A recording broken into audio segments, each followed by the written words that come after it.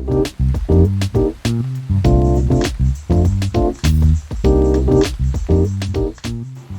my name is Brazier and I'm a painter here in Chattanooga, and I make paint with earth pigments. And so today we're going to talk a little bit about that and make our own paint from egg yolks, which will be pretty fun. So first off, what is paint? Paint is basically composed of two ingredients, okay? Pigment, which is any material like a powder that is colored, okay? So it can be a lot of different colors. Here's some examples of rocks that I have turned into pigments, or basically harvested the pigments from. Okay, so that's a pigment. Then the second ingredient is the binder, and the binder can be made up of a few different things. For oil paint, you would use a pigment plus linseed oil, okay? And so here's some little tubes of oil paint that I've made. Okay, so for watercolor, right, we have this like palette of watercolor from the store, but I can pretty much make a very earthy version of that palette from the materials from my surroundings, okay? And so watercolor basically is water, gum arabic, which is sap from the acacia tree. You can buy this at Art Creations. Some honey, and a drop or two of clove oil. And so all these together make the binder to combine with the pigment to make watercolor. Today we're actually going to use an egg to make egg tempera paint, which is a kind of paint that is a very ancient paint. Even painters in the medieval times would use egg tempera. So we're going to talk about how to make egg tempera paint today.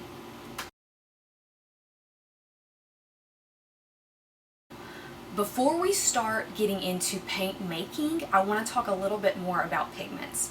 The pigments that I use in my painting practice are called mineral pigments. So these are pigments that are found in rocks, clays, soils, okay? You may have also experimented with maybe making some dyes from blueberries that you found in your yard, or from different flowers or plants. Those are botanical pigments, so those are related, but they're not the same as the mineral pigments that I work with. The mineral pigments I use are rocks and clays from around here, and a lot of these are pigmented with iron. A lot of times iron oxide, so you see a lot of red clay around here, and the mineral that makes this clay, kind of this red-orange color, is iron oxide, okay? Similarly, there's another kind of iron oxide called iron hydroxide that makes the yellow pigment in this yellow clay shale, okay? There's other pigments and other combinations of minerals that transform the color of the rock. So all of these colors are from here in Chattanooga, which is pretty awesome. So where do you look for these colors? One of the first places I found color was simply in my yard when I was digging my garden. We have a lot of red clay, and so red clay can be dried and used as a pigment. Very, very simple. So I'm sure when you are out in a park or in your yard, you have seen red clay. That can be dug up, just a little bit is needed, and used for pigment. Sometimes when I'm going for a walk, I might see an upturned tree with its roots exposed, and a lot of times that has some really bright red clay in it as well. So the side of the road where you see a rock exposure, even on the side of the river where the water has eroded a little bit of the riverbank, and you can kind of see the layers of soil. Anywhere where the earth has been changed or exposed is a good place for finding pigments. Another tip for gathering pigments: if you're out looking for pigments, out on a walk, and you come across a brightly colored rock, you might find a harder rock that's close by. Let me grab this.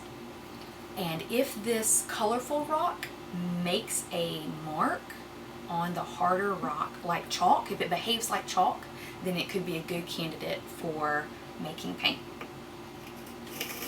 Let's see, oh yeah. You see there, so it made a really awesome yellow mark, so this is a good candidate for making paint.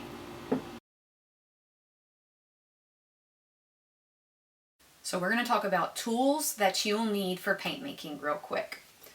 Number one tool, we are very familiar with this little guy, is a dust mask. Okay, so whenever you grind up pigments, you're gonna form dust, and so we do not want to breathe that stuff in, so a mask is really important. Okay, number one tool for making paint. Also, if you have any latex gloves, those are also helpful for processing earth pigments. Number two tool is mortar and pestle. Okay, this is my heavy duty granite mortar and pestle that I used for mashing up pretty solid rocks. An alternative to the mortar and pestle would be a large flat rock that's fairly hard and a smaller rock that can fit in your hand. And then this is how people have processed pigments throughout history. Okay, so some sort of fairly sturdy rock, a hard rock that's harder than maybe the shale that you find that you can use to mash the pigment. Okay, so mortar and pestle, these guys. You'll also need some sort of sifter or sieve. I've gotten some sieves off of eBay. These are geological testing sieves that are really helpful. You could make your own with some brass mesh screening and an embroidery hoop. Fairly simple if you can find the brass mesh screening. You may also have one of these little sieves. This might also work, and this is a piece of screen from a window. So I might even layer that up to get some extra smaller particles. So those are the tools that we're going to need to make paint today. Oh, and also a couple of glass jars with lids.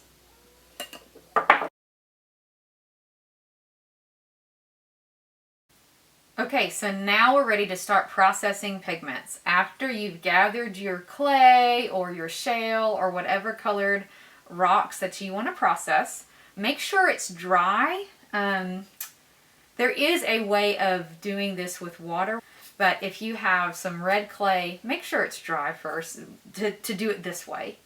I've chosen some green shale that I found just down the road from our house. And what I'm going to do is I'm going to take these rocks, a small handful, and I'm going to mash them in my mortar and pestle. Okay, so the rocks, the shales, will take a little bit extra time to grind up more than the softer red clay. So it just depends on how much time you want to spend doing this.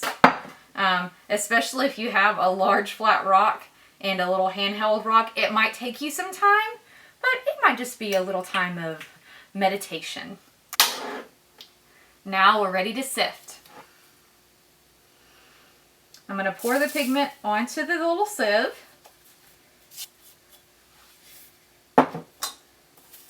Take my sieve and gently shake it back and forth over the white paper.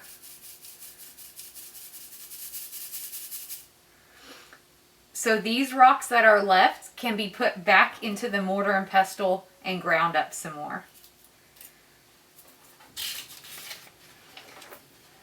Here is the pigment that we're going to use to make paint. Let's make egg tempera binder.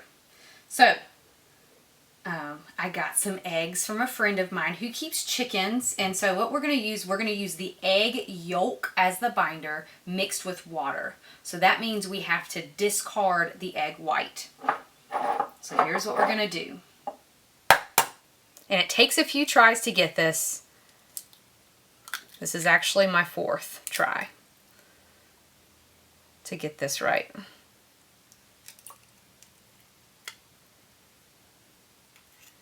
So I'm going to kind of use the edges of the eggshell to help me separate the white from the yolk. Okay, discard the eggshell. Now, get a little napkin, gently place your egg yolk on the napkin. And then we're going to swirl the egg yolk on the napkin to get all the rest of the white off up. And there's a little membrane around the yolk that ideally you would pierce with a pin, but these little membranes on all my egg yolks keep coming open. So we're just going to move on here. So basically, you're going to try and find that membrane. It's kind of like taking out contacts if you wear contacts. Going to find that membrane and separate it from the yolk. I think it's kind of attached to the napkin. This is kind of gooey. Okay, put the yolk in a little container. Yeah, there. Awesome. There we go. So now we have the egg white and the egg yolk without that extra membrane. So to the egg yolk, you want to add the same amount of volume of distilled water as egg yolk. So I'm going to kind of look and see.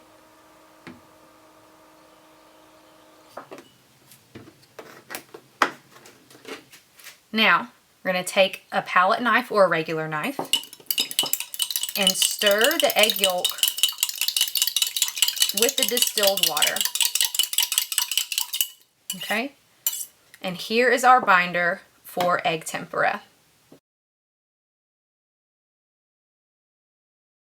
I'm going to have to get my pigments ready, so I'm going to disperse this green pigment in water first. Disperse just means to mix. So I'm going to take my pigment and kind of funnel it into a container. And this is actually probably going to make quite a bit of paint, but we'll do it anyways. Okay, so there's my pigment. I'm going to add enough distilled water to make it to the consistency of yogurt or sour cream. Move this out of the way.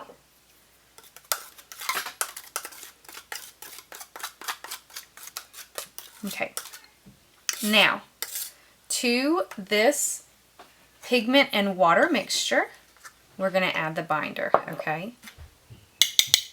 Put it on my plate. Now, egg tempera dries really fast, so you don't want to mix too much all at the same time. Mix only what you're going to use. So I'm going to add an equal amount of the binder to pigment, okay? Gently mix it together. So here is our green egg tempera paint mixture, and I actually made some egg tempera paint with a really beautiful rose color. Actually, it's from this rock that I found on the side of the interstate. Really iron oxide rich. Okay, so I've made 2 different colors. Also, ideally, egg tempera is painted on a hard surface that has been primed with many, many, many layers of a very fine gesso, sanded and burnished till it's just really beautiful and shining and flat. We're just going to paint on paper. That's okay to do. So let's see. So here's our green. Oh, and it's already starting to dry just a little bit.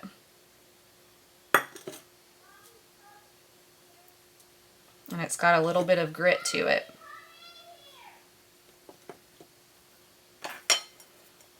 And here's the rose.